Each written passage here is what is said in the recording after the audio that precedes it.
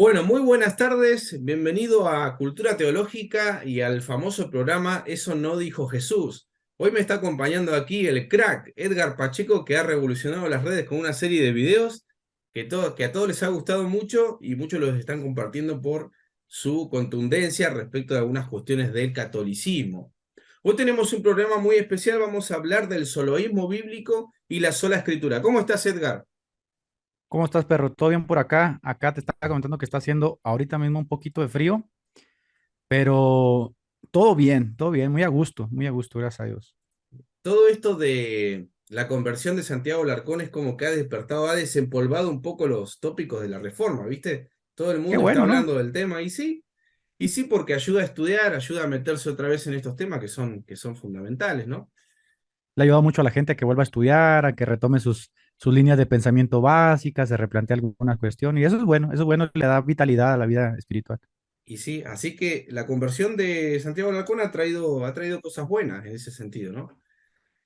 Bueno, perrito, contaros un poquito en qué consiste el soloísmo bíblico y yo después voy a desarrollar una tesis que tenga un pensamiento acerca de la sola escritura. Pero primero quiero escucharte a vos, que nos expliques un poquito ese concepto del soloísmo bíblico y contrastarlo con el concepto de la sola escritura de la Reforma, ¿no?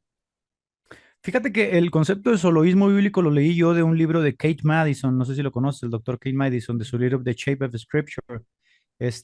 Él desarrolla una tesis en donde dice que se pueden hablar de cuatro visiones de la escritura.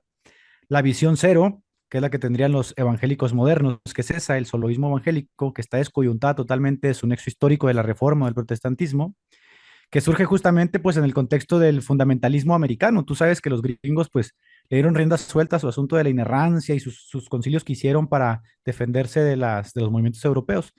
Después tendríamos a la visión uno, que sería la que mantienen los reformados, las iglesias reformadas históricas. La visión 2, que sería la que mantiene la iglesia católica romana. Y la visión 3, que mantiene la iglesia ortodoxa. Entonces se podría decir que la mayoría de evangélicos modernos estarían en la visión cero. En el evangelicalismo moderno estaría propugnándose esta visión del soloísmo. ¿Qué es el soloísmo bíblico? Es tener a la Biblia como autoridad final, pero sola. O sea, tomar la palabra sola literal, sola, no sola, descoyuntada de tradiciones, concilios, sínodos, reglas, etcétera, y hacer de la interpretación personal o privada, pues la autoridad final, ¿no? Y eso, pues, en última instancia, ha derivado en una serie de en pluralismo denominacional y ya confesional, pues que lamentablemente nosotros tenemos que bregar con ello, ¿no? Que es una forma corrupta de entender el principio de sola escritura que dimanó de la Reforma Protestante.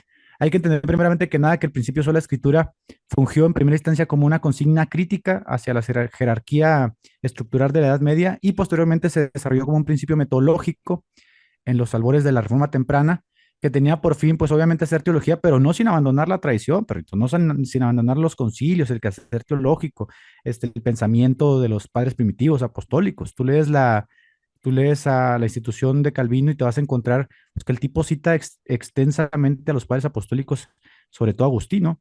Entonces, hay como un contraste ahí, hay un contraste entre el protestantismo histórico y lo que deviene de él posteriormente, que vendría siendo esta deformación del evangelicalismo moderno con el soloísmo bíblico. Y hay que decir que el soloísmo bíblico es lo que entienden muchos católicos apologistas, ¿no? Que es lo que critican básicamente, no teniendo en Cuando ellos cuenta hacen, Sí, dale, dale, sí, dale. cuando ellos hacen una crítica, que yo estaba mirando, por ejemplo, los videos de Plasencia, estuve mirando ayer el video que tiene de debate con Jonathan Ramos y algunos otros videos que tienen, y menciono Plasencia por mencionar algunos, igual no es mucho la diferencia. Noto que la crítica que hacen es sobre todo a la deformación del principio magisterial de la Reforma, y es esa crítica al soloísmo bíblico. Y están fundamentados, ¿eh? O sea, está justificada su crítica. De hecho, nosotros pudiéramos unirnos a esa crítica. Creo que tienen la razón en hacer una crítica a ello, pero el problema es que ellos critican al soloísmo bíblico haciendo la alusión de que ese es el principio que mantenían los Ahí reformadores está la cosa. protestantes, lo cual es obviamente una falacia, ¿no? Ahí ya se incurre pues, en la falacia del mono de paja. Y cuando debaten, casi por lo general hacen alusión al principio, al soloísmo bíblico en vez del principio de sola escritura. Entonces yo digo, pues no va por ahí la cosa. Creo que sí hay un profundo desconocimiento de las raíces históricas del principio en torno a pues, nuestro quehacer teológico, creo que la Iglesia Evangélica Moderna tiene un serio problema en conocer y conectarse con las raíces históricas del protestantismo, pero de ahí a que ellos marquen la pauta y nos digan qué es lo que debemos creer y cómo creemos, no, creo que no está bien eso. Claro, y no solamente eso, sino cómo se entiende a Lutero históricamente. Estaba leyendo un poco ese libro que vos compartiste en ese video de la sola escritura, y este autor explicaba la complejidad de lo que resulta estudiar la figura de Lutero frente a aquellos que denostan su figura, aquellos que la ponen en alto, ¿no? La complejidad histórica de un personaje que está, digamos, también oculto en la leyenda y en la visión de los apologistas, ¿no? El apologista tiene ese sesgo, ¿no? De que cuando él reflexiona, cuando él alude a un personaje histórico al cual no es de su agrado, de su simpatía, se ve obligado a mostrar posturas extremas frente al personaje, a ridiculizarlo, ¿no? Esa es la imagen que, por ejemplo, da con su libro Luterándonos el padre Rabasi, ¿no? De irse a los Sí que me lo leí. extremos, lo Sí, leíste, sí. ¿no? De irse a los extremos para mostrar que, por ejemplo, Lutero se suicidó, ¿no? Sería una forma de autovalidación, ¿no? O sea, sería como una proyección de Claro. un sesgo cognitivo. Es como una forma de autovalidarse, proyectando justamente a través del objeto de su desagrado, pues toda esta serie de críticas que se hacen. Y sobre todo, Perrito, que ahorita en los estudios historiográficos en torno a la figura de Lutero, la Iglesia Católica ha adoptado la postura oficial de Joseph Lorz, un católico que pues matizó justamente la crítica y de ahí se viene desarrollando justamente el ecumenismo después del Concilio Vaticano. Entonces, cuando estos tíos hablan en contra de Lutero con, pues, con toda esa tendencia belicosa, toda esa perorata, pues que es reticente, no están hablando en el tenor del diálogo moderno que la Iglesia mantiene, ¿eh? Claro. Están en contra de ese diálogo. Ellos están en contra inclusive del Concilio Vaticano II en algún sentido, ¿no? Entonces ellos se postulan como los católicos universales, como si en el catolicismo no hubiera este tipo de divisiones que ellos tanto le critican al cristianismo, al protestantismo, ¿no? Bueno, vos recién hablabas, comparabas el soloísmo y lo contrastabas con el principio de sola escritura. El principio de sola escritura es un principio, valga la redundancia, que intenta ser un principio rector, ¿no? El Así es. fundamento de donde va a partir el protestantismo, ¿no? Quiero leerte de la Confesión de Westminster, lo que dice acerca del principio de la sola escritura, ¿no? Para que veamos en realidad, ¿en qué consiste esta cuestión? Que no es el soloísmo bíblico, sino que es un principio rector, el fundamento para poder tener a la escritura como lo que va a dirigir, como aquel material fijo por el cual se va a valer el protestante, ¿no? Dice lo siguiente: el juez supremo por el cual deben decidirse todas las controversias religiosas, todos los decretos de los concilios, las opiniones de los hombres antiguos, las doctrinas de los hombres y de espíritus privados, y en cuya sentencia debemos descansar, no hay ningún otro más que el Espíritu Santo que habla en las Escrituras. Es decir, acá no está diciendo que, como postula el soloísmo, que no hay que leer a los padres de la iglesia, que hay que desprenderse del sentido histórico y crear algo de ex novo, ¿no? O como hacen los pastores que incitan a los feligreses a no leer otros libros, inclusive los libros apócrifos del Antiguo Testamento, cuestiones de que la iglesia se puede ir enriqueciendo con la tradición, ¿no? Eso no es el principio de sola escritura. El principio de sola escritura es el principio rector que nos ayuda a nosotros a dirigir y a no extraviarnos. Es esa la postura fundamental, ¿no? Ahora, yo quería presentarte una tesis que necesito hacer un pequeño desarrollo, necesito que me esperes un poquito, perrito, para poder hacer el desarrollo Dale, y dale, después dale. que me des tu Aviéntate el opinión monólogo. Dale. de este principio de sola escritura como principio rector desde la composición misma de los evangelios y de la exégesis judía. Quería mostrarlo a ver qué pensás vos y después seguramente alguna reacción va a haber respecto de esta idea, ¿no? La exégesis moderna de los evangelios se inclinó por el estudio profundo del judaísmo, fundamentalmente del judaísmo del Segundo Templo y de los métodos exegéticos ¿no? Del judaísmo. Como es de imaginar, esto iba a repercutir en la exégesis del Nuevo, porque cualquiera que se haya acercado a los escritos de los estudios neotestamentarios sabe que el Nuevo Testamento se define respecto del Antiguo como su culminación y cumplimiento. Con esto quiero decir que no se puede prescindir de su genética veterotestamentaria cuando se estudia el Nuevo Testamento, fundamentalmente los Evangelios.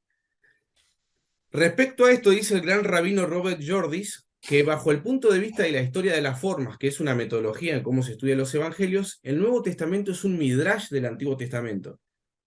Es decir, es una interpretación del Antiguo Testamento en función tanto del querigma cristológico como de los dichos y hechos del propio Jesús que se presentan como acontecimiento, y acá es lo importante, según las Escrituras. Lo que revela la interpretación midrásica o derásica es una mentalidad hermenéutica con la que el judaísmo antiguo y el cristianismo actualizaban el texto bíblico. Como el cristianismo se inserta en la tradición del judaísmo, hoy en día es imposible hacer exégesis científica sin conocer el método derásico y sus presupuestos. Los eruditos dicen que este procedimiento puede incluso verse extraño desde la mentalidad moderna, pero lo que no cabe duda es que este método logra hacer comprender mucho mejor los evangelios, las perícopas de los evangelios. Que evidentemente los contemporáneos de Jesús se valieron de estas categorías y técnicas propias del judaísmo. Brevemente, unas pinceladas del objetivo del método derásico. Este método surge fundamentalmente al desaparecer los profetas después del destierro. El Derás busca interpretar el sentido de la Biblia y con toda probabilidad este método surge en la época de Nehemías y de Esdras, ¿no? Cuando se busca volver a la ley en el pueblo judío. ¿Qué es lo que hace o cuál es el método de este método judío, ¿no? Busca interpretar la escritura como una unidad y valerse siempre de la sola escritura, ¿no? Por ejemplo, cuando se analizan los nombres en el Antiguo Testamento y sus etimologías, se encuentran con algunas dificultades. Por ejemplo, el suegro de Moisés se lo llama con dos nombres. Entonces los rabinos analizan ese caso y concluyen que cada nombre da una justificación del personaje. Por ejemplo, el nombre Jetro alude que él añadió algo a la Torá, por eso se llama Jetro, y el otro nombre que aparece en Jueces, Jobab, dice que él amaba la Torá, por eso se llama así, ¿no? Siempre buscan justificarse a través de la escritura como principio rector que va a ir justificando la exégesis del Antiguo Testamento. Otro ejemplo, las dificultades o aparentes contradicciones. Por ejemplo, en Éxodo 21:2 se condena al esclavo varón a 6 años por robo acompañado de insolvencia. Y dice el texto, si quiere seguir siendo esclavo debe horadarse la oreja. Pero cuando habla de la mujer en el versículo 7 dice que cuando se venda a la mujer no deja de ser esclava. Eso genera un problema, porque debido a la diferencia de sexo, como que el mismo texto bíblico la pone en una relación de subordinación respecto del hombre a la mujer, ¿no? Entonces, en Deuteronomio se soluciona el problema diciendo que en realidad la norma de la esclavitud va a ser la misma, tanto para la mujer como para el varón. Es decir, desde el mismo texto, desde la misma composición de los textos, se va validando la misma exégesis. Bien, continuamos y ya voy a recaer en los evangelios. Es decir, para este método, la escritura es una unidad y la escritura es explicada por la escritura. En este caso, por ejemplo, a ellos se les permite saltar de las cronologías y saltar de los contextos para poder explicar las escrituras. Eso aplicado a al Nuevo Testamento, se sabe hoy en día desde la exégesis moderna que los evangelios en la composición, en su composición, utilizaron los mismos elementos de la exégesis judía, ¿no? El recurso a la escritura es una norma de confirmación de lo que ellos vieron en su historia como cumplimiento, ¿no? La escritura se vale a sí misma para validar los mismos textos de las escrituras. En la etapa de la transmisión oral hasta la composición y escritura de los evangelios se divide en 3 etapas. Solamente voy a hablar de una porque esto lo voy a desarrollar en otro programa que me invitaron por ahí. Cuando se analiza la composición de los evangelios se remite a 3 partes, ¿no? A la parte prepascual, que tiene que ver con la etapa más primitiva de los evangelios, la pospascual y la redacción de los evangelios. En la etapa pospascual, lo que se ve es cómo ellos van organizando el material que luego va a ser escrito. Y acá es lo interesante, ¿no? Los discípulos de Jesús eran judíos y por lo tanto ellos tenían en gran estima las escrituras. Van a utilizar en este sentido, se van a valer de los métodos exegéticos judíos y van a empezar a ver al cristianismo, en la composición de los evangelios van a empezar a ver a Jesús desde las escrituras del Antiguo Testamento. Por ejemplo, un exégeta muy importante del estudio de los evangelios, Rafael Aguirre Monasterio, cuando estudia los evangelios dice lo siguiente respecto de estos métodos, ¿no? Dice, Obviamente, los discípulos en esta tarea se mueven dentro de la mentalidad judía y con las técnicas exegéticas judías que pueden resultarnos lejanas y difíciles, pero que es necesario comprender porque el Nuevo Testamento y los Evangelios concretamente están empapados de referencias, citas y evocaciones del Antiguo Testamento. De modo que uno de los requisitos imprescindibles para estudiar un texto evangélico es preguntarnos por sus referencias al Antiguo Testamento y a la tradición judía. Todo especialista en los Evangelios tiene que ser, por lo menos hasta cierto punto, conocedor de, el judaísmo. Como es sabido para los judíos, la escritura es la autoridad suprema de Dios. Decían los rabinos que la escritura tiene 70 caras, o sea, siempre se busca validar la escritura por sí misma a través de sus propias interpretaciones, siempre volver a la escritura para interpretar los pasajes difíciles, las controversias, etcétera, etcétera.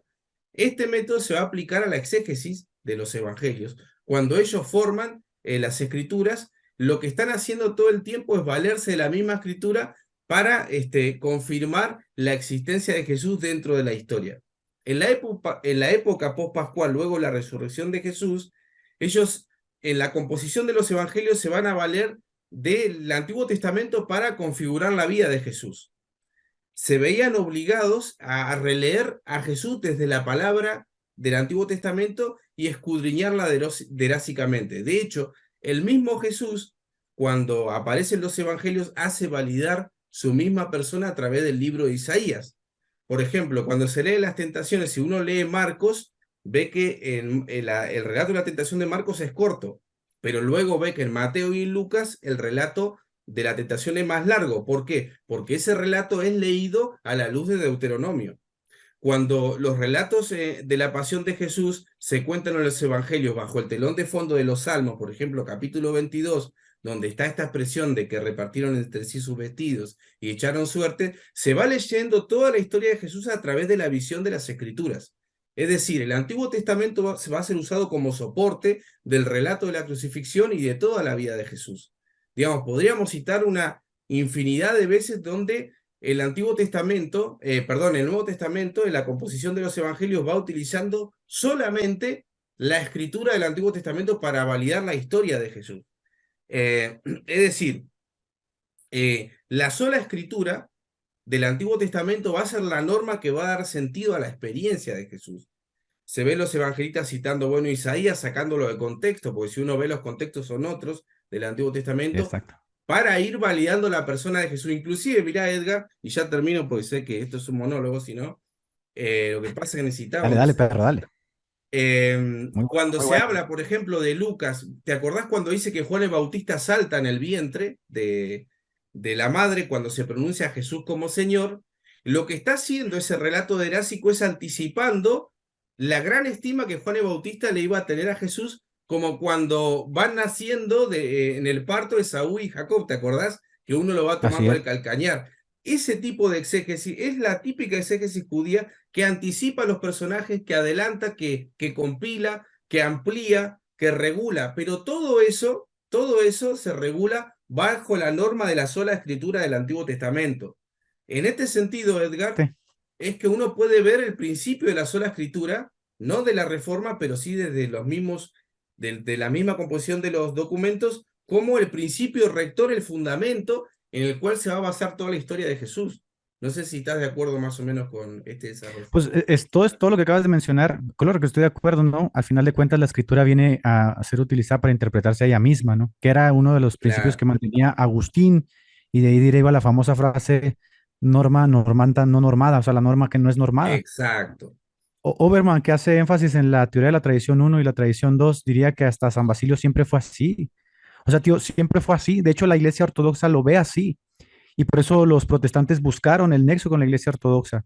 Pero tú sabes que San Basilio, con la teoría de las dos fuentes, dejó abierta una laguna ahí legal que los católicos fueron aprovechando y que lamentablemente pues terminó elevando a ese criterio de infalibilidad al derecho canónico, ¿no? Que era la interpretación que la Iglesia le daba a las Escrituras. Fue revestido de una autoridad a la par de las Escrituras.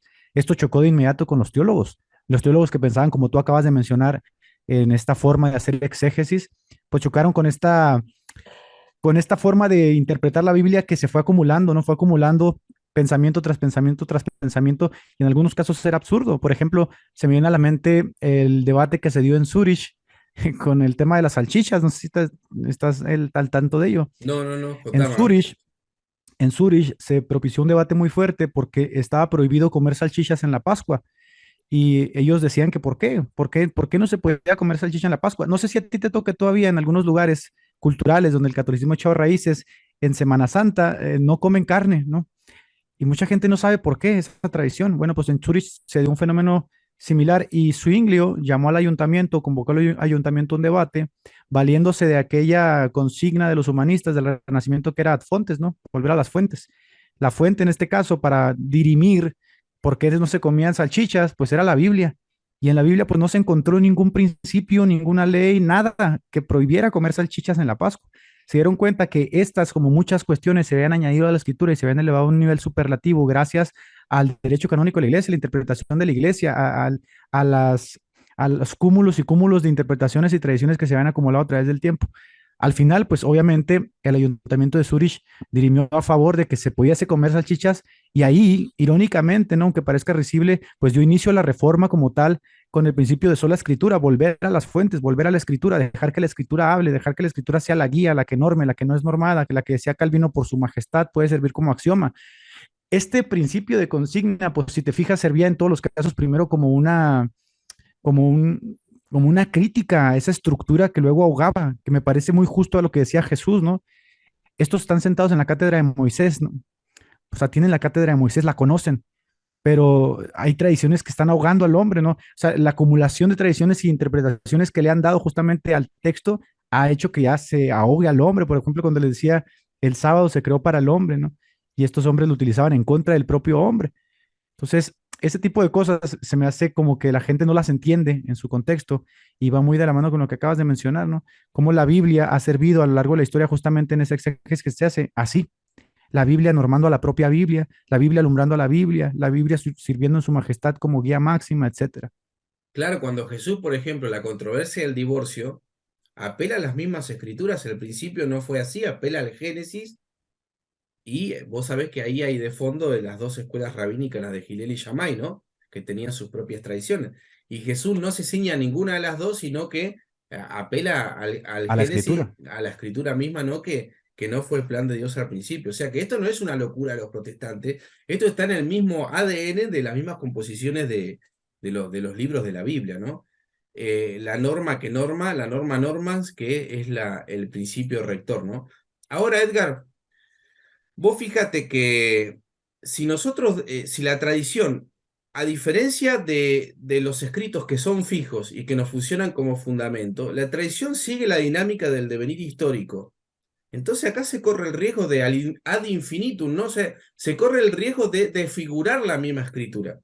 De hecho, quiero decirte algo que a vos te va a gustar porque hiciste un video sobre esto, que todo el tema de la práctica, el culto a María, la adoración a María, más allá de las designaciones formales que los católicos tienen de dulia, hiperdulia, etcétera, etcétera, de facto no ocurre así, digamos. Ellos intentan mostrar la peor cara del protestantismo, mostrando, bueno, la libre interpretación de las escrituras, las cosas que dicen los pastores que muchas veces son ridículas, el supuesto fraccionamiento en 30.000 divisiones de los protestantes, pero mostremos el rostro más feo del catolicismo, que son millones de personas, por ejemplo, adorando a la Virgen María, adorando, quitándole la primacía a Cristo.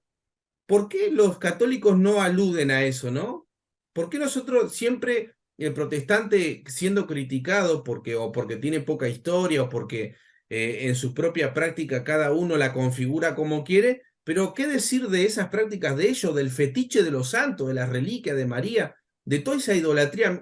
En una ocasión, en un programa que están discutiendo Javier Picasa, que es un católico, y un ateo, que ya no es protestante, es un ateo, que es Puente Ojea, le dice a Javier Picasa, el politeísmo enmascarado de la Iglesia Católica es indiscutible.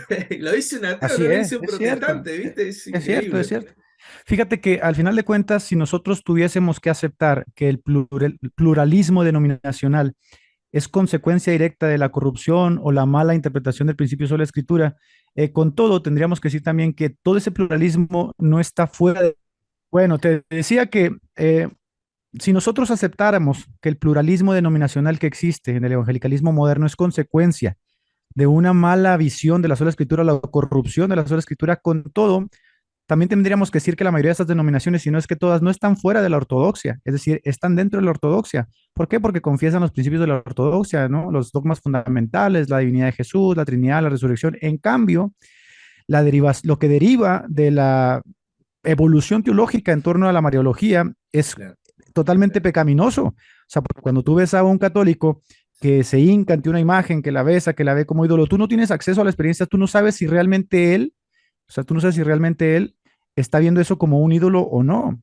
O sea, el hecho de que tú hayas establecido dentro de tu doctrina que aquello es la hiperdulia y que la hiperdulia no es pecado, no es diferente a lo que nosotros decimos, que la sola escritura no tiene por fin que existan mil denominaciones, ¿no?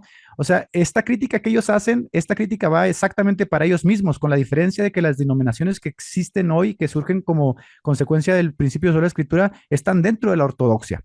Son comunidades evangélicas que están dentro de la ortodoxia. En cambio, ellos, lo que deriva de sus principios, pues no es ortodoxo, ¿no? Esa idolatría flagrante, ese politeísmo, como tú lo mencionaste, que se niegan a aceptar, pero que está ahí, es evidente a los ojos, ¿no? De todos. Acá hay que notar una cosa también, que es importante. Nosotros somos capaces de hacer esta reflexión y de estar con ellos de acuerdo en decirles que el soloísmo bíblico está mal, que es una perversión del concepto verdadero de la sola escritura. Somos capaces de darnos cuenta que hay cuestiones muy malas en el protestantismo, pero Edgar, yo no he escuchado nunca una crítica de parte de ellos a este fetiche de María, los santos y las reliquias. ¿Vos lo has escuchado? Sobre todo de No, la boca de no. estos apologistas. Esa es la gran diferencia entre la reforma y también lo que el pensamiento crítico que deriva de la reforma es algo que no se encuentra en estos sujetos. Y eso no está bueno. Fíjate que si tú, por ejemplo, estudias un poquito la Unitate Reintegratio del Concilio Vaticano o estudias los decretos del Concilio Vaticano, te das cuenta que el lenguaje de la Iglesia Católica ha ido cambiando, ¿no? Acá lo tengo, El que sí. no ha, el que no ha cambiado es la apologética católica, que otra vez está muy apegada a esas ideas de Trento y que ven con malos ojos el Concilio Vaticano porque en cierta medida reivindicó a Lutero. ¿En qué sentido lo reivindicó? Pues lo reivindicó en que Lutero apelaba mucho a la lengua vernácula en la liturgia. Hoy la Iglesia Católica ha adoptado la lengua vernácula en su liturgia, lo cual es todo un mito, ¿no? Lutero apelaba a que la Biblia estuviese en las manos del pueblo en lengua vernácula y hoy la Iglesia Católica ha hecho grandes esfuerzos porque la Biblia esté traducida a lenguas vernáculas y autóctonas de los lugares en donde echan raíces. Entonces, si te das cuenta, en última instancia el Concilio Vaticano II lo que hizo fue darle la razón a Lutero. Aunque ellos se nieguen a aceptarlo, ellos en la práctica le dieron la razón a Lutero, ¿no? Todos estos tradicionalistas, estos vacantistas, estos lefebristas aborrecen ese concilio, dicen que ese concilio santizó la Iglesia Católica, ¿no? Y tienen razón, imagínate, 500 años después, si Lutero se levantara de la tumba y viese que las misas ya no se dan en latín, Me que el hicieron sacerdote caso. ya no está, que el sacerdote ya no está de espaldas, que la Biblia está en el lenguaje del pueblo, pues Lutero se daría por bien servido, la Iglesia lo reivindicó. Aún más, si Lutero se levantase y viese que la Iglesia Católica ha firmado acuerdos en conjunto con la Iglesia Luterana y que el Papa Juan Pablo II ya pidió perdón en nombre de la Iglesia por la ruptura, pues Lutero se daría por bien servido, diría, al final de cuentas tenía la razón. Entonces, ¿qué estamos diciendo acá? Que en algún momento la Iglesia, a través de este golpeteo que los reformadores llevaron a cabo y que nosotros quizás hacemos, también va a tener que reconocer que toda esa parafernalia en torno a los ídolos es una terrible consecuencia de las innovaciones teológicas que surgieron a causa de poner a la tradición canónica por encima de la propia escritura. Entonces, nosotros tendemos nuestros problemas, es cierto, los tenemos, objetivamente hay que aceptarlos, pero nuestros problemas todavía están en torno a la ortodoxia. O sea, el pluralismo religioso no se compara a la idolatría, ¿ves? Claro, por ejemplo, vamos a hablar de un caso concreto, en el tema del culto a María y de todas las cuestiones que se dicen respecto de ella.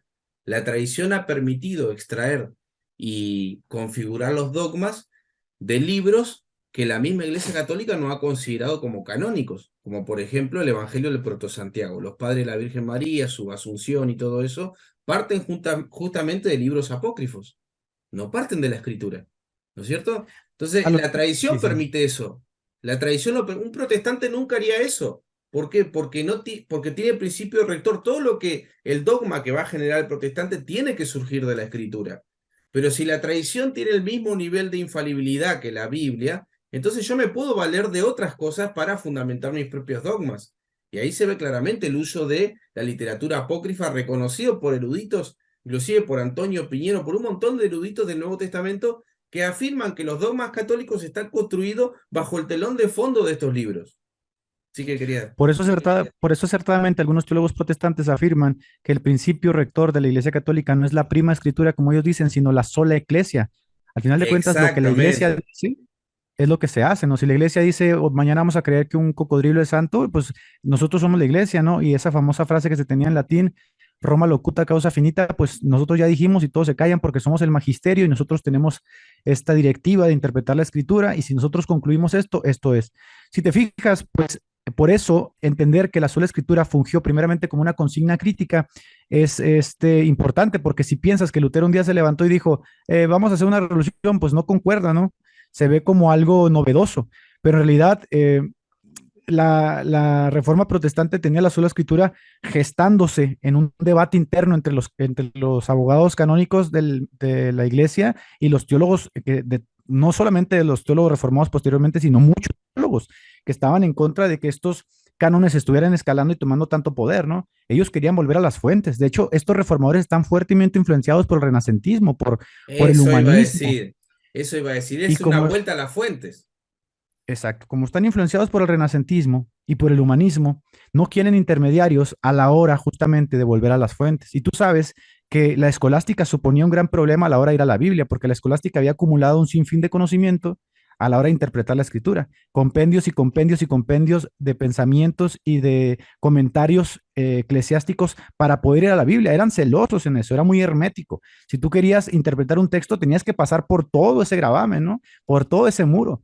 Entonces la frase ad fontes, que viene siendo el padre de la frase sola escritura, implicaba eso, déjenos ir a la escritura como tal, déjenos volver a ella, déjenos leerla sin todo este gravamen que implica la, la acumulación de conocimiento de los pensamientos eclesiásticos. Estás afiladísimo, perrito, ¿eh? Estás afiladísimo. Qué bueno todo lo que estás diciendo. Escúchame, Erasmo de Rotterdam, que inicia su vida y su fama, ¿no? Con el Nuevo Testamento en griego. ¿Qué es lo que busca hacer Erasmo de Rotterdam? Él lo que intenta hacer no es tanto como se suele decir el texto receptus, poner de base el Nuevo Testamento en griego para las traducciones que van a venir después.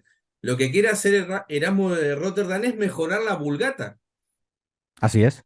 que estaba llena de arcaísmos, y él con el latín clásico quería depurarla y hacer una Biblia para el pueblo. O sea que, digamos, la reforma está configurada en un proceso histórico que va demandando poco a poco todo lo que se va dando en la reforma.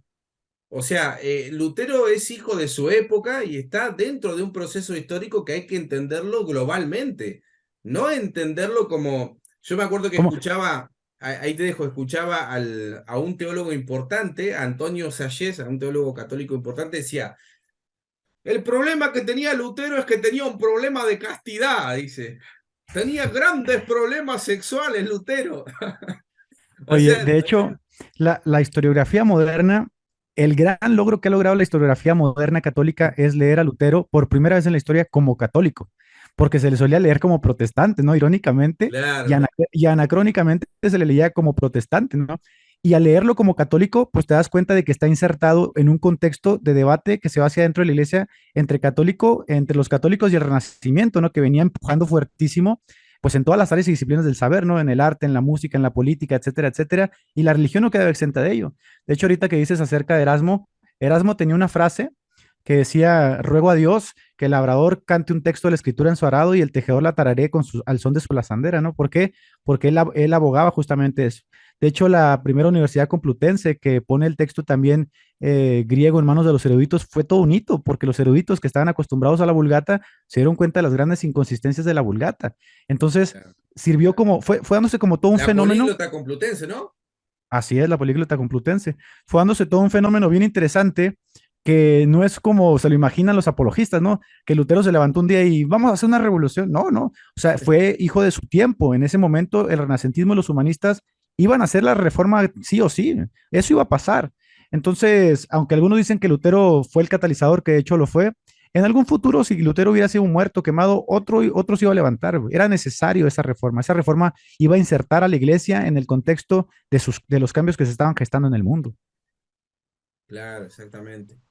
volviendo al tema del soloísmo bíblico, también hay que decirle, y esto más que nada para el pueblo evangélico, vos lo dijiste al principio, los reformadores conocían la escolástica, conocían la filosofía. Lutero tenía como de fondo la filosofía de Occam, que era un nominalista, ¿no? Por eso se oponía a la escolástica de Santo Tomás y todo eso, ¿no? Entonces, inclusive me acuerdo de haber leído en el comentario de Calvino acerca de conceptos como la impasibilidad de Dios, que es un concepto de la teología escolástica en el sentido de la vía negativa, ¿no? O sea, como que en realidad se tiene que interpretar a Dios como que Dios no puede sufrir ningún tipo de emoción porque si no sería como generarle un hueco a la divinidad, ¿no? Todo eso no se ve que claramente en la Biblia, porque la Biblia, ¿qué es lo que prevalece? El antropomorfismo para expresar a Dios, que es propio del lenguaje bíblico, ¿no? Entonces ellos tenían cierta influencia de algunos teólogos místicos también, esto lo dice el libro que vos me pasaste, de Teófanes, todo el trasfondo que Lutero tiene de volver a la escritura para salir de toda esa maraña escolástica, es lo que va configurando las ideas de Lutero respecto a la justificación por la fe, de volver al texto, de volver a las fuentes. O sea, este personaje tiene que ser leído con un sentido crítico, pero tiene que ser leído también con el tema de la imprenta, ¿no? También es cierto, también se dicen muchos mitos dentro del punto desde el punto de vista evangélico y de la protestante, ¿no?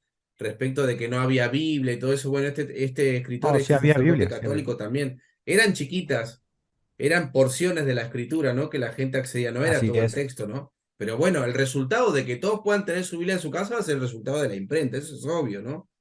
así es. Bueno, tú sabes que la escolástica medieval fue desafiada por el surgimiento del nominalismo que acabas de mencionar, porque el nominalismo estaba en el contexto de la famosa vía moderna. La vía antigua, pues, que era a la que se suscribía en la escolástica, pues sujetaba todas las disciplinas